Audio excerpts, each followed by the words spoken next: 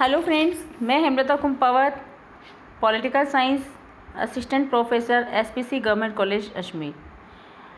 आज हम शीत युद्ध के बारे में बात करेंगे। शीत युद्ध का क्या तात्पर्य है, यह हॉट युद्ध से किस प्रकार से अलग है, इसकी शुरुआत कब हुई, इसके क्या कारण रहे और शीत युद्ध का क्या प्रभाव रहा, साथ ही शीत युद्ध की कब समाप्ति हुई, इन समस्त चीज़ों का अध्ययन हम शीत युद्ध के अंतर्गत करेंगे। अगर हम शीत युद्ध की बात करते हैं तो शीत युद्ध का तात्पर्य है कि जब द्वितीय विश्व युद्ध की समाप्ति हुई उसके पहले अमेरिका और सोवियत संघ के संबंध हालांकि मित्रतापूर्ण नहीं थे, लेकिन इतने ज़्यादा कटुतापूर्ण भी नहीं थे। लेकिन जैसे ही द्वितीय विश्व युद्ध की समाप्ति हुई उसके पश्चात अमेरिका एवं सोवियत रूस के मध्य उनके जो संबंध थे वो बिल्कुल कटुतापूर्ण हो गए। वो एक दूसरे के विरुद्ध आलोचना, विरोध और भय का वातावरण व्याप्त होने लगा और एक ऐसे नए युग का प्रादुर्भाव हुआ जिसे हम सशस्त्र शांति का युग कहने लगे। अगर हम बात करें कि शीत युद्ध का सर्वप्रथम प्रयोग किसने किया, तो इसका सर्वप्रथम प्रयोग 16 अप्रैल 1947 को बर्नार्ड एम बरूच ने इसे शीत युद्ध का नाम दिया। शीत युद्ध शब्द से सोवियत संघ अमेरिकी शत्रुतापूर्ण अंतर्राष्ट्रीय संबंधों की अभिव्यक्ति होती है। इस शत्रुतापूर्ण अंतर्राष्ट्रीय संबंधों को गर्म युद्ध में परिवर्तित किए बिना, अर्थात आमने सामने की लड़ाई में परिवर्तित किए बिना, इस शीत युद्ध में वैचारिक घृणा, अविश्वास, जासूसी, सैनिक प्रतिस्पर्धा और कटुतापूर्ण संबंध ही शीत युद्ध कहलाए जाने लगे। अगर हम बात करें तो जवाहरलाल नेहरू के शब्दों में शीत युद्ध पुरातन शक्ति संतुलन की अवधारणा का नया रूप है। यह दो विचारधाराओं का संघर्ष न होकर दो भीमाकार शक्तियों का आपसी संघर्ष है। यहाँ पर दो विचारधाराओं से मतलब साम्यवादी और पूंजीवादी विचारधारा है, और दो भीमाकार शक्तियों से तात्पर्य है पूंजीवादी और अमेरिका और रूस के मध्य आपसी संघर्ष है। यदि हम बात करें तो केपीएस मेनन ने इसकी परिभाषा देते हुए लिखा है कि शीत युद्ध जैसा कि विश्व ने अनुभव किया दो विचारधाराओं, यहाँ दो विचारधाराओं जैसा मैंने अभी आपको पहले बताया है, दो विचारधाराओं से तात्पर्य है पूंजीवादी विचारधारा जो कि खुले बाजार का समर्थन करती है, साम्यवादी विचारधारा जो कि समस्त उत्पादन के साधनों पर राज्य का नियंत्रण स्थापित करती है। इसके बाद दो पद्धतियों मतलब एक तो संसदीय लोकतंत्र और दूसरा जनवादी लोकतंत्र। दो गुटों अर्थात नाटो, एक तरफ नाटो सैनिक संगठन और दूसरा गुट कौन सा था, वार्सा पैक्ट कह सकते हैं, जो कि सोवियत रूस का था। दो राज्यों जैसा हम सभी जानते हैं कि एक अमेरिका और दूसरा रूस, और जब वह अपनी पराकाष्ठा पर था तो दो व्यक्तियों के मध्य उग्र संघर्ष था। तो इस प्रकार से हम देखते हैं दो व्यक्तियों के मध्य जो उग्र संघर्ष था वो दो व्यक्ति कौन थे, जोसेफ स्टालिन और अमेरिका के जॉन फॉस्टर डलेस। इन दोनों के कार्यकाल में शीत युद्ध अपनी चरम सीमा पर था।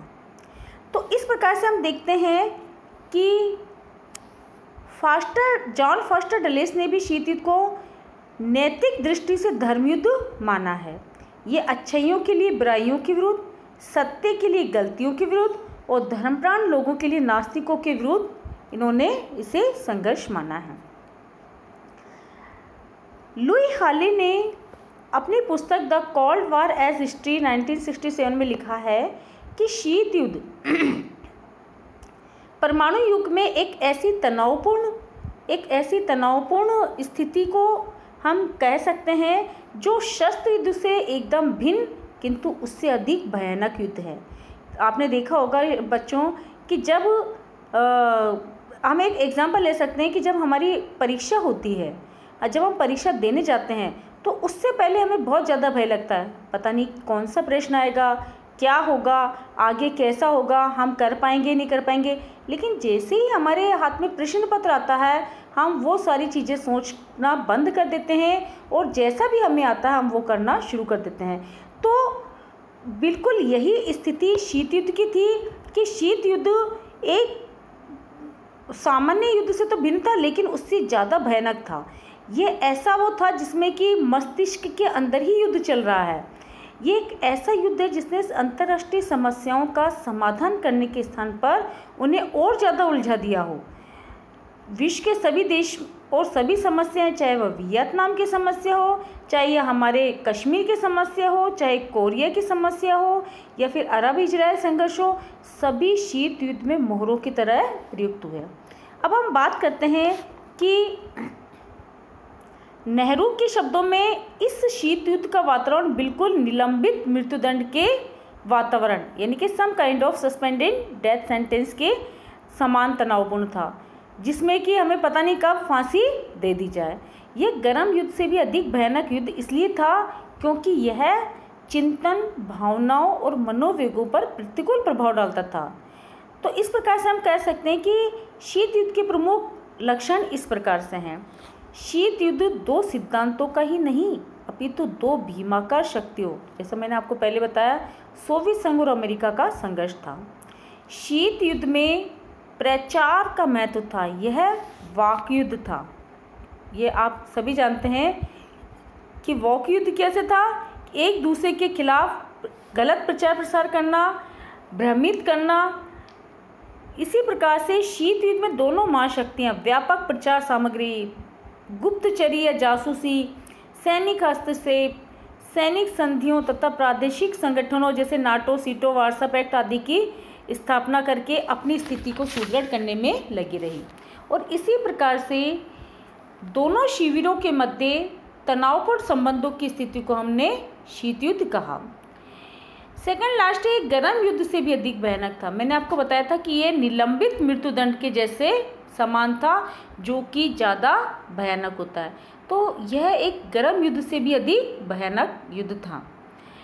इसी प्रकार से इसे मस्तिष्क में युद्ध के विचारों को आश्रय देने वाला युद्ध भी कहा गया। तो इस प्रकार से हम देखते हैं कि शीत युद्ध द्वितीय विश्व युद्ध के बाद की परिस्थितियां थी और यह एक अंतर्राष्ट्रीय राजनीति का जो विकास हुआ उसमें इसका बहुत बड़ा वो योगदान है कि इसकी व्याख्या दो प्रकार से की जा सकती है कि प्रथम तो यह है कि शीत युद्ध एक वैचारिक संघर्ष था जिसमें दो विरोधी जीवन पद्धतियाँ सर्वोच्चता प्राप्त करने के लिए संघर्ष कर रही थी और इस दृष्टि से दो वैचारिक प्रणालियों का सैद्धांतिक संघर्ष था। और दूसरी ओर यथार्थवादी सिद्धांत के अनुसार, जिसके प्रमुख प्रवक्ता हम जानते हैं कि हांस जे मार्गेंथन है, उन्होंने कहा कि शीत युद्ध पुरानी शक्ति संतुलन राजनीति का नवीनीकरण है जिससे बदले अंतर्राष्ट्रीय राजनीतिक परिवेश में उदित हुई दो महाशक्तियों अमेरिका और सोवियत संघ विश्व के अधिकांश राज्यों को अपने प्रभाव में लाने के लिए निरंतर संघर्ष कर रही थी।